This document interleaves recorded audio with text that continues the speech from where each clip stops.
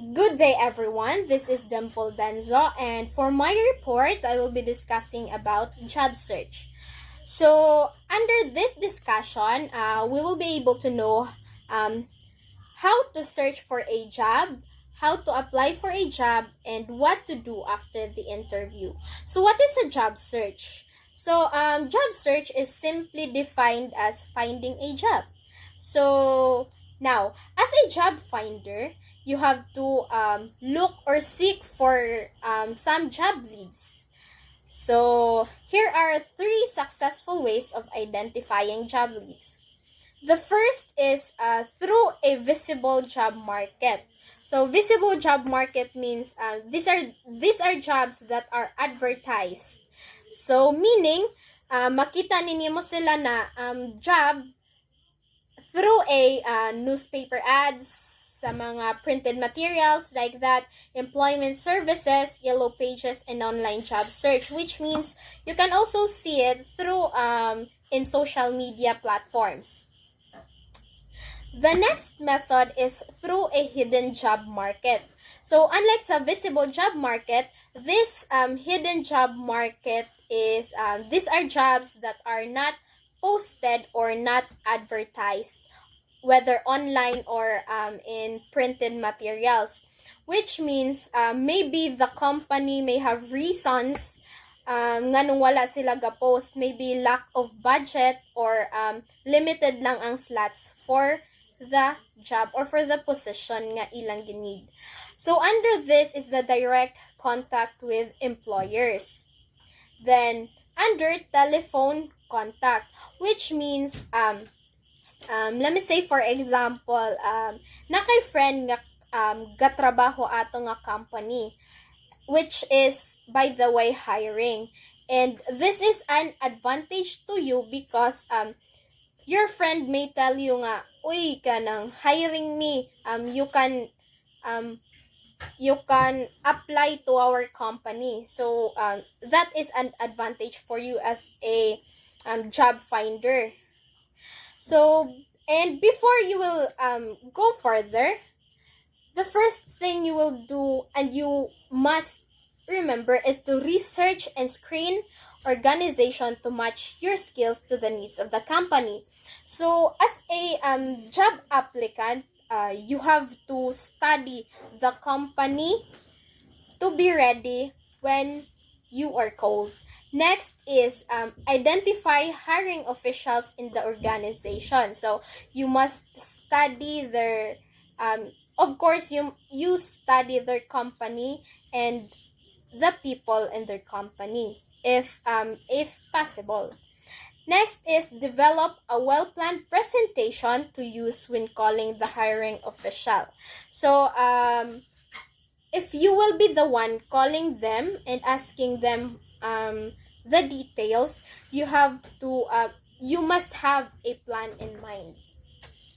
Then direct application to employers.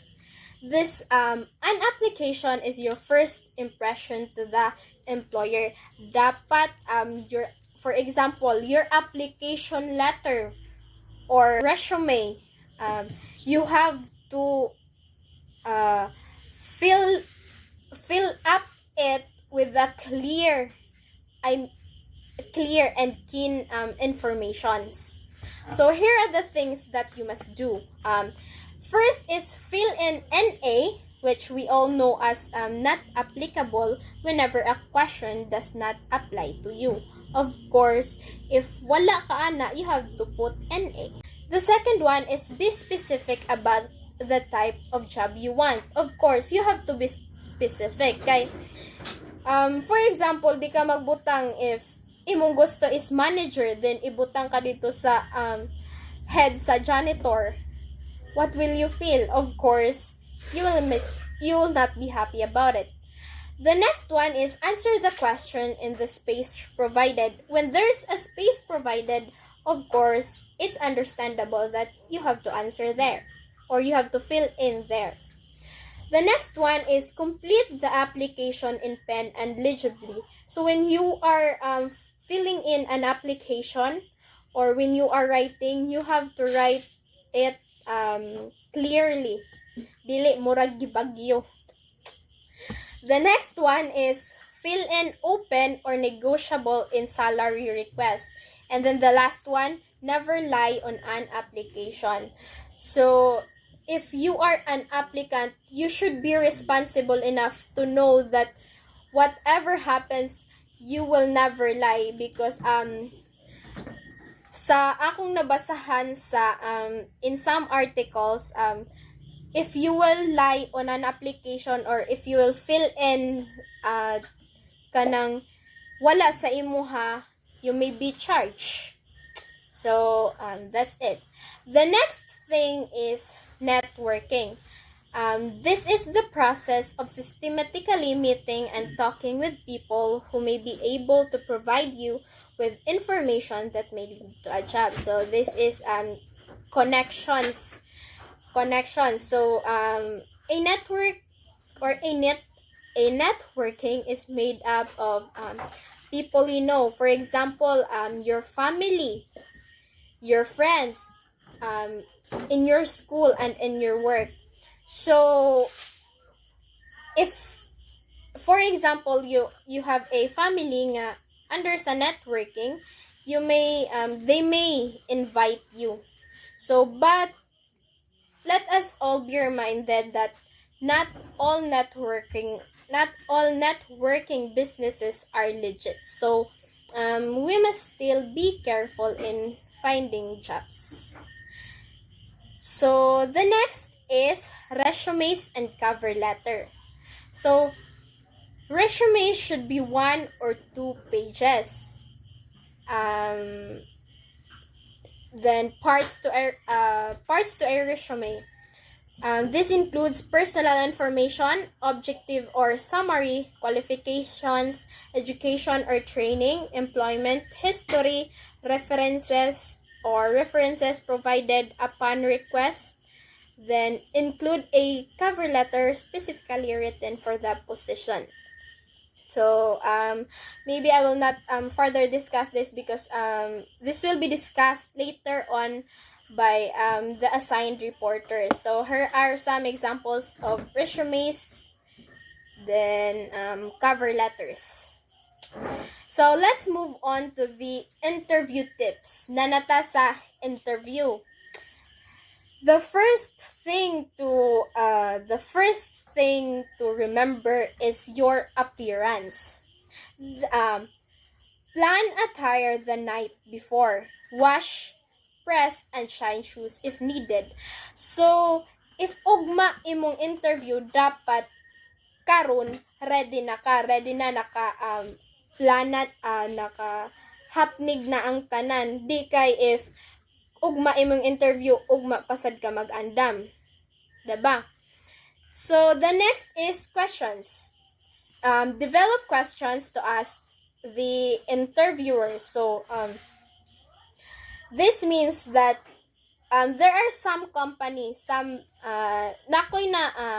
I have read an article nga there are some companies that after the interview, the interviewer may ask you if you have a questions for him or her. So, as an applicant, you should always say yes. But your questions must be also related to the interview you have done earlier with the interviewee. Interviewer. So you may ask 4 to 5 questions that is related to the field you are in. Then allow the interviewer to answer before moving on to your next question. So means dili magdali huwaton whether dugay or diyot, dapat huwaton. The next one is research. Learn as much as you can about the company beforehand. Use the information in the interview when answering. So it means before ka mo sabak sa interview, dapat you should know the company. You may research, kay uso naman ron, you may go to Google and read as much as you can and then plan in your mind what you will do. Then use the information in the interview when answering. If you are in an interview, some of the questions of the interviewer are related sa follow-up questions or sa company nila. So, you may use that as an advantage. So, the next is practice. Do practice interviews with friends and families. Then, practice your responses and your posture. So, before ka mo adto sa interview, you may practice mo. You may ask a friend or a family member na, for example, sila ang interviewer, then ikaw ang interviewee. Then, yes, you may practice. Then, also, practice your responses and your posture. You have to be presentable with your posture. The next thing is preparation. Prepare answers based on your experience. So you may use your previous experiences to answer some questions, but of course, it should be related to the questions asked by the interviewer. Then use work, classes, and activities in the past in the interview. Then bring extra copies of your resume to the interview. This is maybe just in case the interviewer may need it. The next is time. Allow plenty of time to get to the interview. Visit the site in advance to map your route. So, time is very crucial in having an interview, especially when you are the applicant. You have to be as early as possible, or you have to be early than the interviewer to impress. Then, the next thing is speaking. So, speak clearly and slowly. Do not be afraid to pause to think of your response. So, when you're speaking or when you are answering in an interview, you have to be confident with your answers. Speak clearly, speak cleanly, and speak with clarity. The next one is honesty. Of course, be honest in your responses. Speak on how you learned from the past mistakes. So always be honest when the interview is ongoing, and of course, even if not. Next is attitude. Be assertive but not arrogant. Be sure of yourself and imagine yourself in the role you seek. So this means that be assertive but not arrogant. Dapat dili maghinambog because 'di ba ana sila first impression last. So that's it. Then be sure of yourself. Don't doubt yourself and be confident. Now let's move on to the do's of when applying for a job. The first one is have tact and courtesy and display maturity. Of course, that's a crucial part of being an interviewee. You have to show your maturity, of course, for a good impression. Next is show a level of interest or enthusiasm. Dili kay magmugot, or if naglisod na ka sa question, mugot na kayo ming naong dapat happy gihapon ka. Always show a smile. Then make eye contact with interviewer. This is one thing nga gitudlo sa among way back senior high school. Gitudlo ni sa among senior high school teacher na when you are being interviewed, you have to make an eye contact to the interviewer. Next is have a genuine interest in the company or job. So just show your interest or genuinity sa company, or you have to show that you love what you are applying for. The next is plan for your career and interview for jobs that will get you there. Then show a healthy sense of humor. Then express appreciation for the interviewer's time. You have to always say thank you after the interview. The next to discuss is the don'ts when applying for a job. So why do people do not get hired? The first reason is poor personal appearance. So this means you are not you're not looking you are not physically ready, or the next is overly aggressive behavior. So it means nasubraan ra sad imong confident, or your behavior may not give them a hint that they will hire you because it's too much or nanubra ra. Next is application or resume incomplete or sloppy. So, dapat, if you are passing an application or a resume in a company, you have to answer it completely and clearly. Next is nervousness or lack of confidence and poise. So, as what I have said earlier, you have to be confident with yourself because nervousness will lead you to no good. Next is failure to ask questions about the job. So before ka sod ana nga trabaho, or before ka sod ana na interview, you have to know about the job, or you may research some questions for you to have an answer in mind, for you to be ready.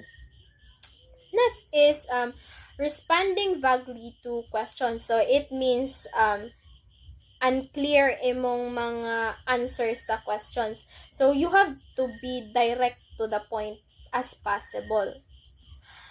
The next is overemphasize on money. Dili. Wag magmukhang para. Next is unwilling to start at the bottom. This means willing ka mag-start even at the lowest position in the company. Di kay ikaw pa'y nang-apply, ikaw pa'y magbuot kung asa ka ibutang. Dapat willing ka mag-start sa bottom, and then the rest will follow for sure. Next is negative attitude about past employer. So you don't have to mention that.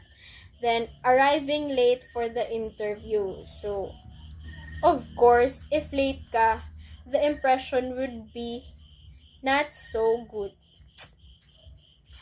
So next, answering questions, behavior and communication. The first to remember is display confidence. Be confidently ready. Then shake hands firmly. Allow the interviewer to start the dialogue. Smile when answering questions, even the hard ones. So when you're answering questions, bisan nagkalisod na kada, bisan daghan na kay kag singot diha, dapat smile lang gihapon ka. Next is develop answers in your head before speaking. So you have before you will answer their questions, you have an answer in mind na naka-reserve for you to easily answer the questions, and you will answer it clearly. Next is ask for clarifications of questions if needed. So if wala nimo na klaro ang question, you have to ask the interviewer, or you may, pardon ma'am, sir, ingana, di kay if you won't clarify the questions, you will not also clarify your answers. Then give honest and direct answers. So direct to the point. Next is your attitude. So this is very crucial in finding a job. So demonstrate that you are willing to work, you are flexible, then you are willing to contribute to the company. You have to show to them that you're willing to contribute to the company's good. Then the person they want to hire, so it means ibaligya imong kaugalingon. You have to impress them. Then sit up at all times, smile often, do not use slang, di magpalabi sa ang language, then empty your mouth before you go in. Now, how to end the interview? Seek a positive end to your interview every time. So, restate any strength and experiences you have. Mention accomplishments or activity that fit the job. If you want the job, say so. Then, ask what the next steps are. Ask when a decision will be made. And ask when you may follow up on the decision. Then, after that, the follow-up. After the interview, evaluate the interview. What went well? Unsa imong mga na-answers na confident ka? Then, what went wrong? Unsay, maybe you have some answers nga vague or unclear nga, or you have some answers na dili na kailangan. So, dapat imo nang you have to think about it. Then, after, think how can you improve. So, you may connect the two, the what went well and what went wrong, and then level nimo sila, and then you can get there some ideas on how you can improve the next time. Then record your follow-up plans. You have then send thank you letters or notes to each person's whom interviewed you. So you have to say thank you and words of gratitude. So I guess that that will be all for my report. I hope you've gained something, and let's start finding a job. Charot. So thank you and God bless.